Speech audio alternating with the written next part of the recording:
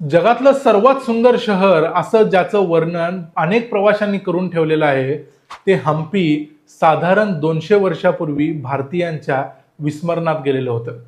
तेव्हा colonel Colin Mackenzie नावाचा एक ब्रिटिश अधिकारी तेव्हाच्या विरूपाक्ष मंदिरात गेला. तो होता एक इंजिनियर, पण त्याला होतं इतिहासाचं वेड. त्याला विरूपाक्ष मंदिराच्या पुजाऱ्यानं सांगितलं की इथं आजूबाजूच्या परिसरात अनेक मंदिरांचे अवशेष आहेत. मॅकेन्झीनं ते अवशेष पाहिले. त्या मंदिरांच्या आजूबाजूला वाढलेलं गवत, भरलेली माती, पाणी हे सगळं काढलं. त्या मंदिरांचं डॉक्युमेंटेशन केलं. त्या मंदिरावर असलेले शिलालेख वाचून काढले.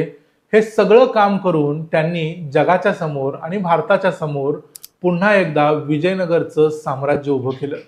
भारताला एक दुय्यम मागास देश समजणाऱ्या युरोपियन साम्राज्यवाद्यांनी हम्पी शहर पाहून तोंडात बोटच घातली, कारण इतकं सुंदर शहर जगाच्या इतिहासात 500 वर्ष